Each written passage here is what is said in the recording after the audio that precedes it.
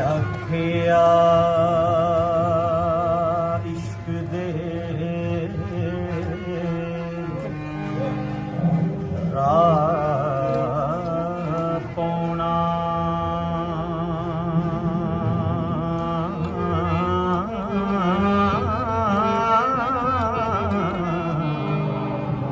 ਨਹੀਂ ਕੰਮ ਮਲਵਾਣਿਆਂ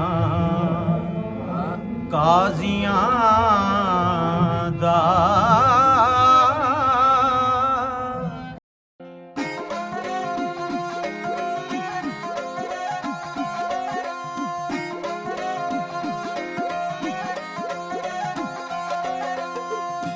अस्सलाम वालेकुम। की हाल है मित्रों प्यारे ਤੁਹਾਡਾ मैं ਤੁਹਾਡਾ ਮਿੱਤਰ ਤੁਹਾਡਾ ਮੇਲੀ ਤੁਹਾਡਾ ਬੇਲੀ ਤੁਹਾਡਾ ਸਭ ਦਾ ਸਾਂਝਾ ਆਵਾਜ਼ ਹੈ ਤੁਹਾਡੇ ਨਾਲ ਤੇ ਤੁਸੀਂ ਸਾਡੇ ਨਾਲ ਜੁੜੇ ਹੋਏ ਹੋ ਵੇਖ ਪੰਜਾਬ ਟੀਵੀ ਦੇ ਮਿੱਤਰੋ ਪਿਆਰੋ ਅਸੀਂ ਕੁਝ ਦਿਨ ਪਹਿਲੇ ਇੱਕ ਵੀਡੀਓ ਅਪਲੋਡ ਕੀਤੀ ਵੇਖ ਪੰਜਾਬ ਟੀਵੀ ਚੈਨਲ ਤੇ ਉਸ ਵੀਡੀਓ ਦੇ ਉੱਤੇ ਅਸੀਂ ਜਿਹੜਾ ਪੰਜਾਬ ਦਾ ਸ਼ੇਕਸਪੀਅਰ ਹੈ ਜਿਨ੍ਹਾਂ ਨੂੰ ਤਾਰੀਖ ਦੇ ਵਿੱਚ ਜਿਨ੍ਹਾਂ ਦੀ ਸ਼ਾਇਰੀ ਨੂੰ ਬਹੁਤ ਅਹਿਮੀਅਤ ਹਾਸਲ ਹੈ ਖਾਸ ਤੌਰ ਤੇ ਪੰਜਾਬੀ ਤਾਰੀਖ ਦੇ ਵਿੱਚ ਤੇ ਉਹਨਾਂ ਦੇ ਅਸੀਂ ਤੁਹਾਨੂੰ ਦਰਗਾਹ ਵਿਖਾਈ ਜੰਡਿਆਲਾ ਸ਼ੇਰ ਖਾਂ। ਅਸੀਂ ਉਸ ਵੀਡੀਓ 'ਚ ਆਖਿਆ ਕਿ ਅਸੀਂ ਇਨਸ਼ਾਅੱਲਾ ਬਹੁਤ ਜਲਦ ਤੁਹਾਨੂੰ ਉਸ ਜਗ੍ਹਾ ਦੇ ਵੀ ਦਰਸ਼ਨ ਕਰਾਵਾਂਗੇ, ਉਸ ਹੁਜਰੇ ਦੇ ਉਸ ਮਸਜਿਦ ਦੇ ਦਰਸ਼ਨ ਕਰਵਾਵਾਂਗੇ ਜਿੱਥੇ ਬਹਿ ਕੇ ਉਹਨਾਂ ਨੇ ਹੀਰ ਲਿਖੀ, ਜਿੱਥੇ ਬਹਿ ਕੇ ਉਹ ਸਾਰੀ ਤਖਲੀਕ ਕੀਤੀ ਜਿਹੜੀ ਇੰਨੇ ਸਾਲ ਗੁਜ਼ਰਨ ਤੋਂ ਬਾਅਦ ਇੰਨੇ ਵਰੇ ਗੁਜ਼ਰਨ ਤੋਂ ਬਾਅਦ ਵੀ ਅੱਜ ਵੀ ਲੋਕਾਂ ਦੀ ਜ਼ੁਬਾਨ 'ਤੇ ਹੈ ਤੇ ਲੋਕ ਉਹਨੂੰ ਪੜ੍ਹ ਕੇ ਸੁਣ ਕੇ ਸਰੂਰ ਮਹਿਸੂਸ ਕਰਦੇ ਨੇ। ਅੱਜ ਅਸੀਂ ਉਸ ਮਸਜਿਦ ਵਿੱਚ ਹਾਂ, ਸੈਯਦ ਵਾਰਿਸ ਸ਼ਾਹ ਮਸਜਿਦ ਦਾ ਨਾਮ ਹੈ ਤੇ ਸਾਡੇ ਨਾਲ ਨੇ ਇਸ ਮਸਜਿਦ ਦੇ ਖਤੀਬ। ਅਸੀਂ ਉਹਨਾਂ ਨਾਲ ਗੱਲਬਾਤ ਕਰਦੇ ਹਾਂ ਔਰ ਇਸ ਮਸਜਿਦ ਦੀ ਤਵਾਰੀਖ ਦੇ ਬਾਰੇ ਔਰ ਪੀਰ ਵਾਰਿਸ ਸ਼ਾਹ ਹੋਰਾਂ ਦੀ ਲਿਖੀ ਹੋਈ ਹੀਰ ਦੇ ਬਾਰੇ ਅਸੀਂ ਉਹਨਾਂ ਨਾਲ ਗੱਲਬਾਤ ਕਰਦੇ ਹਾਂ। अस्सलाम वालेकुम जी वालेकुम सलाम। की हाल है जी, ठीक हो? अच्छा जी, नाम दसे जी आपका? नासिर सुल्तान ताहिर। नासिर सुल्तान ताहिर। अच्छा नासिर साहब, ਤੁਸੀਂ ਕਿੰਨੇ ਅਰਸੇ ਤੋਂ ਇੱਥੇ ਇਮਾਮਤ ਕਰਵਾ? ਇੱਥੇ 10 ਸਾਲ ਹੋ ਗਏ ਨੇ। 10 ਸਾਲ ਹੋ ਗਏ ਨੇ ਤੇ ਸੁਣਨ 'ਚ ਆਇਆ ਕਿ ਤੁਹਾਡੀਆਂ ਕਈ ਪੀੜ੍ਹੀਆਂ ਜਿਹੜੀਆਂ ਨੇ ਉਹ ਇੱਥੇ ਖਿਦਮਤ ਕਰ ਰਹੀਆਂ ਨੇ। ਜੀ ਬਿਲਕੁਲ ਇਸ ਤਰ੍ਹਾਂ ਸਾਡੀ 10ਵੀਂ ਪੀੜ੍ਹੀ ਚੱਲ ਰਹੀ ਹੈ ਜਿਹੜੇ ਇੱਥੇ ਮਸਜਿਦ ਇਮਾਮਤ ਔਰ ਖੁਤਾਬਤ ਦੇ ਕਿਰਾਏ ਸਰੰਜਾਮ ਦੇ ਰਹੇ। ਅੱਛਾ ਮਾਸ਼ਾਅੱਲਾ। ਤੇ ਇੱਥੇ ਤੁਸੀਂ ਮੈਨੂੰ ਪਹਿਲੇ ਤੇ ਆ ਫੀਲਿੰਗ ਦੱਸੋ ਕਿ ਉਸ ਬਜ਼ੁਰਗ ਦੇ ਨਾਲ ਜੁੜੇ ਹੋਈ ਮਸਜਿਦ, ਜਿਹੜੇ ਬਜ਼ੁਰਗ ਨੂੰ ਸਾਰਾ ਜੱਗ ਜਾਣਦਾ ਹੈ, ਸਾਰੀ ਦੁਨੀਆ ਜਾਣਦੀ ਹੈ ਤੇ ਉਹਨਾਂ ਦਾ ਇੱਕ ਇੱਕ ਜਿਹੜਾ ਲਿਖਿਆ ਹੋਇਆ ਅੱਖਰ ਹੈ ਉਹ ਬਹੁਤ ਅਹਿਮੀਅਤ ਦਾ ਹੈ।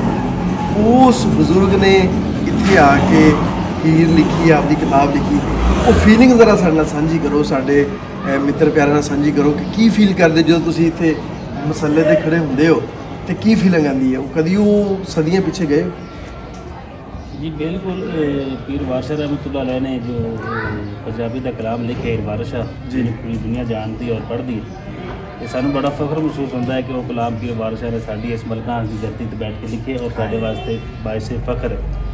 और बाज़ बात असीं जदों इत्थे मस्जिद च बैठे होने तो साडे जो पुराना ख्याल आंदा है कि अगर वारिस शाह के दौर च असीं होंदे तो असीं इस कलाम नूं किस तरह इंजॉय करते या किस तरह इस कलाम तो लुत्फ अंदोज़ हो सकते सी।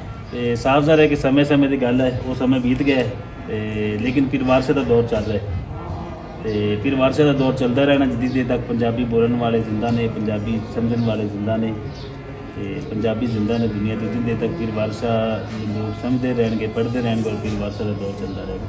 वाह क्या बात है जी, बड़ी सोहनी गल कीती है।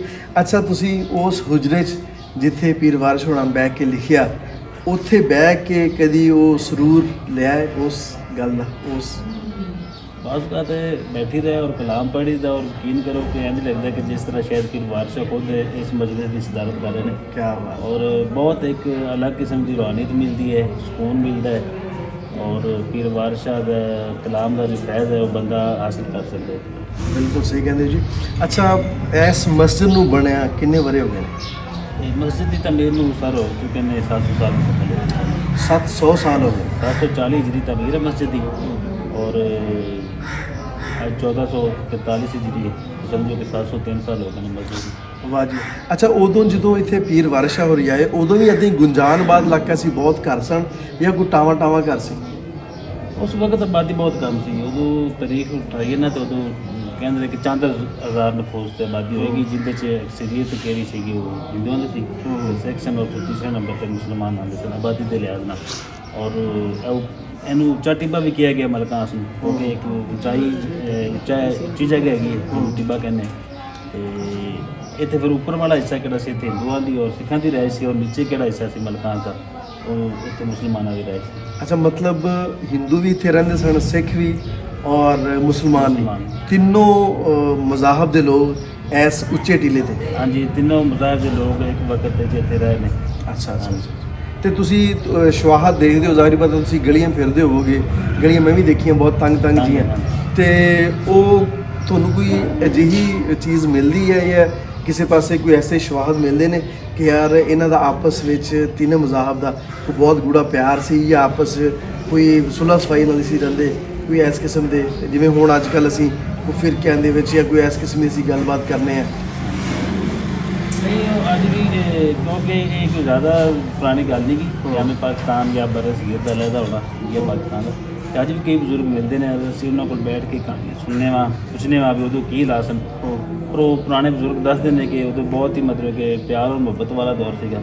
लोग इतने मलकां बड़े मतलब कि एक दूसरे की खुशी गमी शामिल होना, शादी ब्याह से जाना, और अगर मुसलमानों की फौतगी होगी तो सिखा ने आके ਤੇ ਦੁੱਖ ਵੀ ਵੰਡਣੇ ਨੇ ਔਰ ਉਹਨਾਂ ਦੇ ਕੰਮ ਵੀ ਸੰਭਾਲਣੇ ਨੇ।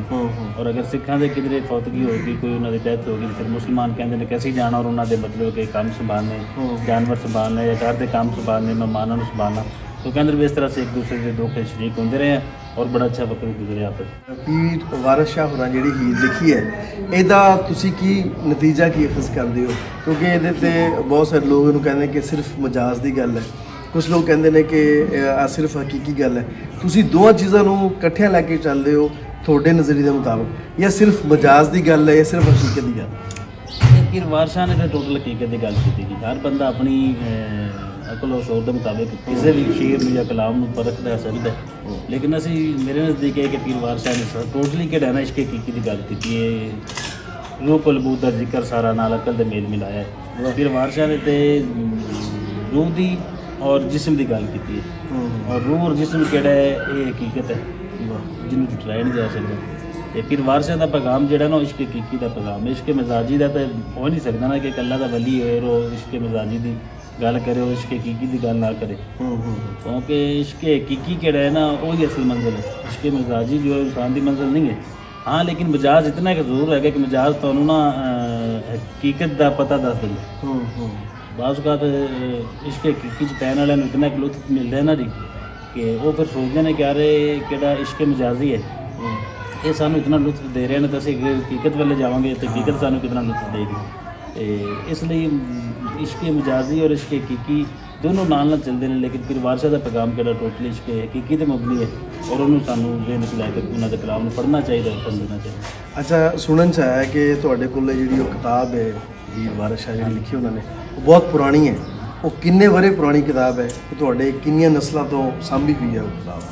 और वो किताब के बारे कुछ कह नहीं सकते कितनी पुरानी, लेकिन साढ़े को जी किताब मौजूद है ना जी, वो ओरिजिनल फोटो कापी मौजूद है और असं तुम दिखावे इंशाअल्लाह। बाकी उस अलावा कोई किताब नहीं मौजूद देख दे कि कुछ नहीं कह सकते कि पीर वारिस शाह किताब है छड़ के गए सन या नाल शेखपुरे जंडियाले नाल लै गए सन, इस बारे तर एक मुकम्मल प्रमोशन, लेकिन एक नुस्खा मौजूद है जिंदे बारे कहा जाता है कि पीर वारिस शाह का जो कलमी नुस्खा आता लिखा उसकी फोटो कापी है वो साढ़े को ਸਹੀ ਹੈ। ਕਿਉਂਕਿ ਬਹੁਤ ਸਾਰੀ ਅਸੀਂ ਅੱਜ ਕੱਲ੍ਹ ਕਿਉਂਕਿ ਸੋਸ਼ਲ ਮੀਡੀਆ ਦਾ ਦੌਰ ਹੈ ਨਾ, ਤੇ ਫੇਸਬੁੱਕ ਤੇ ਜਾਂ ਅਸੀਂ ਹੋਰ ਬਹੁਤ ਸਾਰੇ ਸੋਸ਼ਲ ਮੀਡੀਆ ਤੇ ਵੇਖਦੇ ਹਾਂ ਕਿ ਕੁਝ ਸ਼ੇਅਰਾਂ ਨੂੰ ਮਨਸੂਬ ਕੀਤਾ ਜਾਂਦਾ ਪੀਰ ਵਾਰਿਸ ਸ਼ਾਹ ਹੋਰਾਂ ਦੇ ਨਾਲ, ਜਦਕਿ ਉਹ ਪੀਰ ਵਾਰਿਸ ਸ਼ਾਹ ਦੇ ਨਹੀਂ ਹੁੰਦੇ। ਇਸ ਬਾਰੇ ਤੁਸੀਂ ਕੀ ਕਹਿੰਦੇ? ਇਹ ਤਰੀਕ ਮੈਂ ਸਮਝਦਾ ਕਿ ਪੀਰ ਵਾਰਿਸ ਸ਼ਾਹ ਦੇ ਕਲਾਮ ਨਾਲ ਨਾ ਇਨਸਾਫੀ ਕਿ ਕਈ ਲੋਕਾਂ ਨੇ ਮਤਲਬ ਕਿ ਬਾਅਦ ਵਿੱਚ ਕਾਪੀ ਕਰਨ ਦੀ ਵੀ ਕੋਸ਼ਿਸ਼ ਕੀਤੀ ਪੀਰ ਵਾਰਿਸ ਸ਼ਾਹ ਦੇ ਸਲੋਕ ਤੇ ਲਿਖ ਕੇ, ਲੇਕਿਨ ਉਹਨਾਂ ਨੂੰ ਸ਼ੋਹਰਤ ਹਾਸਲ ਨਹੀਂ ਹੋ ਸਕੀ। और कई लोगों ने मतलब है कि जो पीर वारिस शाह के कलाम के अपना कलाम ऐड करके उन्होंने चलाने की कोशिश की, लेकिन वो पीर वारिस शाह पढ़ने वाले समझने वाले ने ना उन्होंने फौरन पता चल जाता कि इस लोग पीर वारिस शाह का नहीं है।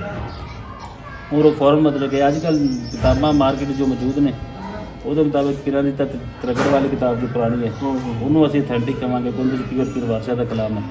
या फिर अजकल सियालकोट गन्ने साईं शहबाज रहमान वासी उन्होंने पीर वारिस शाह का कलाम किहड़ा वो कंपाइल किया इकट्ठा किया और किताबी शक्ल च लैके आए। उन्होंने कलाम बारे भी ये कहा जाता है कि वो टोटली पीर वारिस शाह का कलाम है और उन्होंने कोई इधर उधर कलाम नहीं चुका। ਸਹੀ। ਨਾਸਰ ਸਾਹਿਬ, ਜਦੋਂ ਇੱਥੇ ਪੀਰ ਵਾਰਿਸ ਸ਼ਾਹ ਹੋਰੇ ਆਏ ਨੇ ਉਸ ਤੋਂ ਕਿੰਨੇ ਸਾਲ ਪਹਿਲੇ ਇਹ ਮਸਜਿਦ ਤਾਮੀਰ ਹੋ ਚੁੱਕੀ ਸੀ? ये सर बाद लोगों के जेर च ख्याल आता है कि पीर वार शाह ने तो दो मस्जिद तमीर हुई है। ये मस्जिद पीर वार शाह के आठ भी 400 साल पहले तमीर थी।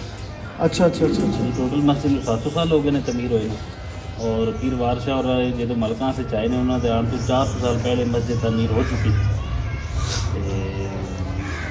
तरीफ ਦੇ ਵਿੱਚ ਇਹਦਾ ਕਿਹੜਾ ਨਾ ਜੀ ਨਾਮ ਪਹਿਲਾ ਨਾਮ ਜੋ ਮਸਜਿਦ ਹੈ ਉਹ ਸ਼ਾਹੀ ਮਸਜਿਦ ਨਾਮ ਤੋਂ ਮਸ਼ਹੂਰ ਹੈ। ਅੱਛਾ ਅੱਛਾ ਅੱਛਾ। ਸ਼ਾਹੀ ਮਸਜਿਦ ਔਰ ਉਸ ਦੌਰ ਦੇ ਵਿੱਚ ਕਿਹਾ ਜਾਂਦਾ ਕਿ ਦੋ ਮਸਜਿਦਾਂ ਤਮੀਰ ਹੋਈਆਂ ਨੇ, ਇੱਕ ਹੈ ਮਲਕਾਂਸ ਵਾਲੀ ਸ਼ਾਹੀ ਮਸਜਿਦ ਔਰ ਇੱਕ ਦੀਪਾਲਪੁਰ ਸ਼ਹਿਰ ਵਿੱਚ ਹੈ ਸ਼ਾਹੀ ਮਸਜਿਦ। ਦੋਨੋਂ ਦਾ ਤਰਜ਼ ਤਾਮੀਰ ਇੱਕ ਹੀ ਹੈ। ਇਹ ਮਸਜਿਦ ਸਾइज ज़रा छोटी है, ਦੀਪਾਲਪੁਰ वाली बड़ी है और वो अज भी शाही मस्जिद नाम तो मौजूद है। लेकिन ये मस्जिद चूँकि पीर वार शाह नाल निस्बत हुई बाद तो फिर पीर वार शाह रहमतुल्लाह के नाम नाल मनसूब होकर इसका नाम जो है मस्जिद सैयद वार शाह रख दिया। ਸਹੀ। ਅੱਛਾ 400 ਸਾਲ ਪਹਿਲੇ ਦੀ ਮਸਜਿਦ ਬਣੀ ਹੋਈ ਹੈ ਤੇ 350 ਸਾਲ ਤੁਹਾਨੂੰ ਹੋ ਗਏ ਨੇ ਤੁਹਾਡੀ ਪੀੜ੍ਹੀ ਨੂੰ ਇੱਥੇ ਇਮਾਮਤ ਕਰਵਾਉਂਦੇ ਹਨ। ਇਹਦਾ ਮਤਲਬ ਹੈ ਕਿ ਤੁਹਾਡੇ ਚੋਂ ਤੁਹਾਡੇ ਦਾਦਾ ਜੀ ਵਿੱਚੋਂ ਕੋਈ ਐਸੇ ਬਜ਼ੁਰਗ ਹੈ ਸਨ ਜਿਨ੍ਹਾਂ ਨੇ ਪੀਰ ਵਾਰਿਸ ਸ਼ਾਹ ਨੂੰ ਖੁਦ ਵੇਖਿਆ ਵੀ ਹੋਣਾ ਜਾਂ ਉਸ ਦੌਰ 'ਚ ਇਮਾਮਤ ਕਰੀ ਹੋਣੀ। जी बिल्कुल जी, मेरे मतलब कि 8वें दादा बू जो बात पिछले 3 कबरों देखी ना जी। जो मुबारक के बाद जी, जी। वाले साहब मेरे दादा बू और मेरे 8वें दादा बू ये मेरे 8वें दादा बू ने आपको गुलाम रखे। ये पीर वारिस रहमतुल्लाह अलैह दे क्लास पे रहने और उत्थे पढ़ते रहने उन्होंने सूरज करते तो जो ये मेरे 8वें दादा बू उत्थे पढ़ रहे थे जो मेरे 9वें दादा बू उत्थे मस्जिद इमामत इजाबत कर रहे थे अपने किराए से इंतजाम दे रहे थे। तो फिर वारिस ने इतने मलकां से जाना वो भी एक पहेली है अपने आप में तो किमें इतने पहुँचे क्योंकि कसूर शेखुपुरा मलकां से ट्राइंगल बन रहे हाँ हैं। इतने कसूर है तकरीबन कह लो कि 250 किलोमीटर। जी। फिर कसूर सॉरी शेखुपुरा शेखुपुरा। शेखुपुरा तो कसूर वो भी तकरीबन इतना सफर बन जाता है। फिर कसूर तो मलकां से इतना है तो कि सानू गल समझ चाहते हैं क्योंकि असं अपने बुजुर्गों तो बड़ा सुनते आ रहे कि जो तलीम मुकम्मल की पीर वारिस रहमतुल्लाह अलैह ने ते मेरे दादा अबू के 8वें दादा को आपके गुलाम थे उन्होंने नाल ताकत ने उत्ते दरबार शरीफ से हाज़र हुए ने बैत हुए ने सिलसिला चिश्ती और 40 दिन चिल्ला किया। चिल्ला करने के बाद फिर उत्ते मलकां आए फिर वारिस ने खुद भी लिखा कि जो इश्क के काम हथ लाइए मेरा रब का नाम पे आइए जी ते नबी रसूल पैगंबरां नूं दम दम जरूर पहुँचाइए जी 11 सानू आन सवाल किया इश्क का नवा बनाइए जी। तो फिर वारिस ने कहना जिक्र किया ना जी कि 11 सानू आन सवाल किया इश्क का नवा बनाइए वो मलकां दे लोग होंगे जिन्होंने गुजारिश की सवाल किया इशा दिया रह गए कमरा है गए तो मस्जिद है तो तुम इतने बैठ के लिखो तो उन्होंने तकरीर शुरू की। ਅੱਛਾ ਇੱਕ ਹੋਰ ਬਹੁਤ ਅਹਿਮ ਸਵਾਲ ਜਿਹੜਾ ਅਸੀਂ ਮਤਲਬ ਦੇਖਦੇ ਹਾਂ ਇਹਨਾਂ ਦੇ ਜਦੋਂ ਅਸੀਂ ਪੀਰ ਵਾਰਿਸ ਸ਼ਾਹ ਹੁਣਾਂ ਦੀ ਕਹਾਣੀ ਨੂੰ ਵੇਖਦੇ ਹਾਂ ਤੇ ਉਹਦੇ 'ਚ ਭਾਗਬਰੀ ਦਾ ਜ਼ਿਕਰ ਆਉਂਦਾ जी ਹੈ बिल्कुल ਤੇ ਭਾਗਬਰੀ ਉਹ ਕਰੈਕਟਰ ਜਿਹੜਾ ਹੈ ਉਹ ਕਿੰਨਾ ਕੁ ਉਹਦੇ 'ਚ ਹਕੀਕਤ ਹੈ ਤੁਸੀਂ ਇਸ ਬਾਰੇ ਕੀ ਕਹਿੰਦੇ? बाद मुर्रखीन असीं पढ़े और सुने बाद बागबरी के किरदार इनकार करते हैं कहते हैं कि सिर्फ पीर वारिस शाह का तखय्युल सी और कुछ नहीं सी और बाद मुर्रखीन मौक़िफ़ीन कहते हैं कि किरदार हकीकत मौजूद लेकिन असीं क्योंकि मुकामी है मलकां से ऐसे अपने बुजुर्गों को सुनते आ रहे हैं और पढ़ते भी आ रहे हैं कि बागबरी का किरदार मौजूद सी मलकां से और नाल जो मंदिर एक है जिंदा पहले जिक्र किया उस मंदिर के विच भी वो बागबरी बतौर दासी खादमा उत्ते अपने मतलब कि किराए से इंतजाम देती रही ड्यूटी करती रही और पीर वारिस शाह तो बाद बागबरी नाल की मामलात हुए ने अगे उसकी नस्ल किदां चली उस बारे तक मुकम्मल तौर पर खामोश है लेकिन बागबरी का जिक्र मुकामी तौर पर मलकां से मिलता है और उन्होंने असीं कहना है कि वो हकीकत मौजूद है। ਜੀ ਮਿੱਤਰੋ ਪਿਆਰਿਓ ਅਸੀਂ ਹੁਣ ਤੁਹਾਨੂੰ ਉਸ ਹੁਜਰੇ 'ਚ ਲੈ ਕੇ ਚੱਲਦੇ ਹਾਂ ਜਿੱਥੇ ਪੀਰ ਵਾਰਿਸ ਸ਼ਾਹ ਹੋਰਾਂ ਨੇ ਹੀਰ ਲਿਖੀ ਤੇ ਨਾਲੇ ਅਸੀਂ ਨਾਸਰ ਸੁਲਤਾਨੀ ਸਾਹਿਬ ਕੋਲੋਂ ਹੀਰ ਸੁਣਨੇ ਆ ਆਓ ਫਿਰ ਸਾਹਿਬ।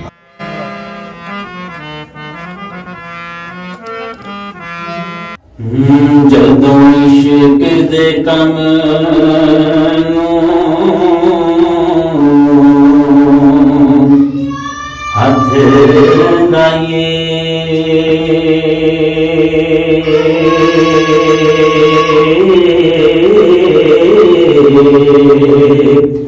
ਪਹਿਲਾਂ ਰੱਬ ਦਾ ਨਾਮ ਦਇਆਏ ਜੀ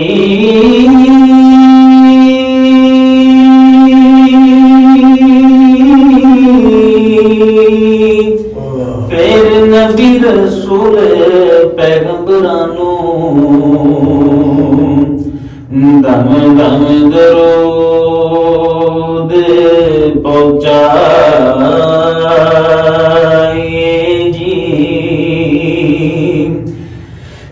यारा सानू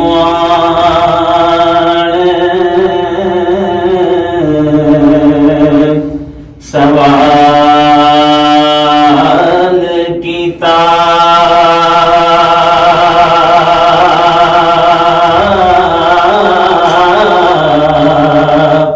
इश्क हीर दा नवाब बनाए जी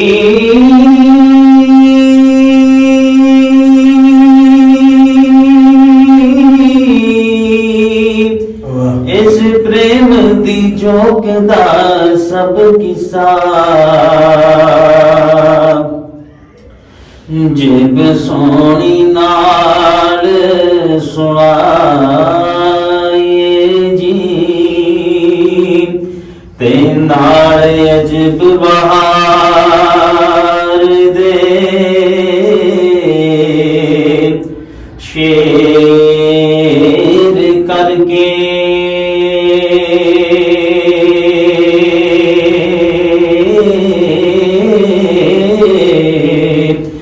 रांझे हीर दा मिल मिलाए जी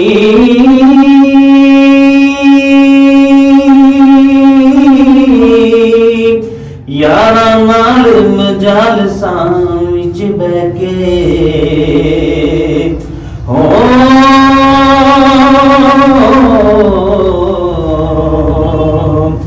मज़ा हीर दे इश्क दा पाए